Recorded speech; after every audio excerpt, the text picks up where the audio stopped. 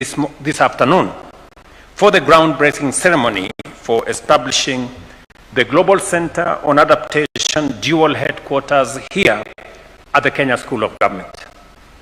This occasion symbolizes a new chapter in Africa's response to the escalating climate crisis. The establishment of this center is timely. It is also strategic and visionary. It will serve as a regional platform for policy dialogue, cutting-edge research, and capacity building to accelerate climate adaptation at all levels of governance. As a country, we remain deeply committed to the principles of sustainable development and climate resilience. This center is also aligned with Kenya's national priorities, including the Climate Change Act, the National Climate Change Action Plan, and the aspirations under our Vision 2030. Ladies and gentlemen, the Global Center on Adaptation will be a hub of adaptation, innovation, public service training, and policy support. It will bring together researchers, practitioners, policymakers, and development actors to design and deliver practical, scalable solutions on matters adaptation. Most importantly, it will help strengthen institutional resilience, particularly at the devolved levels of government through specialized training and also through technical support.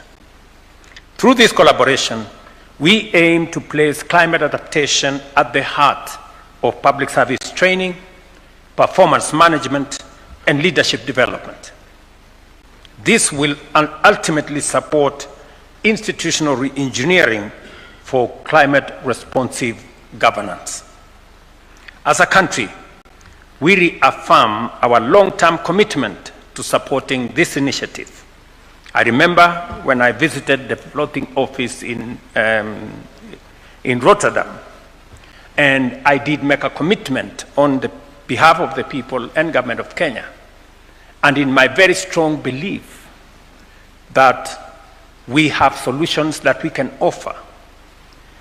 And though we are suffering the effects of climate change, we do not want to be just victims.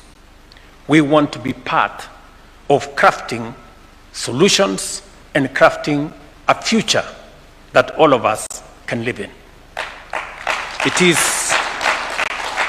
my very strong commitment that the old style of trying to point fingers at who did what, or trying to blame one as against the other, or the rivalry between the North and the South will not give us solutions. It is the partnership that we can forge between the South and the North, between those who are responsible and those who are victims.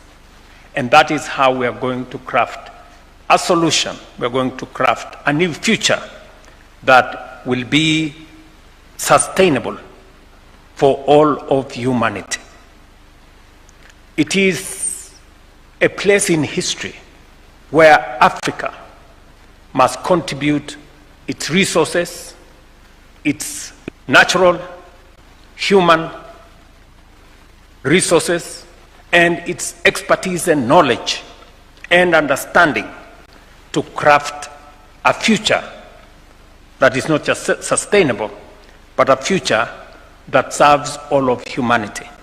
It is the reason why Kenya has taken a front lead in matters climate action and in providing leadership for our continent as we work towards forging a united front and dealing with the challenges that come with matters climate. Just for the record, Kenya is 80% arid and semi-arid. And we understand full well what drought means. We also know what floods can do. Just 2 years ago, we had the most serious drought in 40 years of Kenya's history. We lost almost 2.5 million heads of livestock. And subsequently, the year after, we had very serious floods that people in this city of Nairobi, close to 30 people lost their lives in those floods.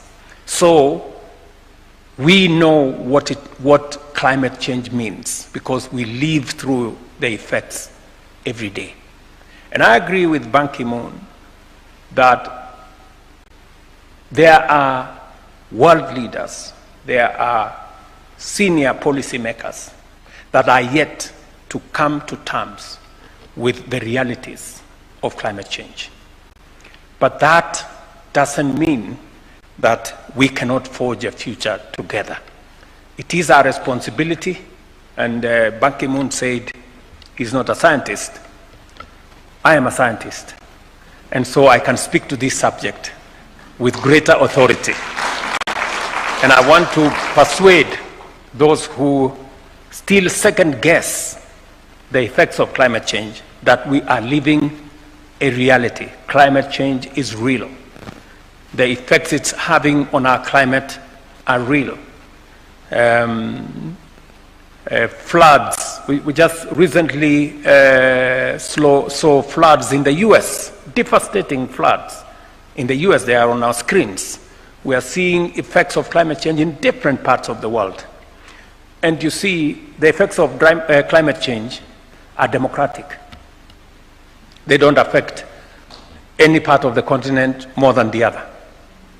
We share almost equally in the effects of climate change, and therefore we must forge the way forward and the solution for it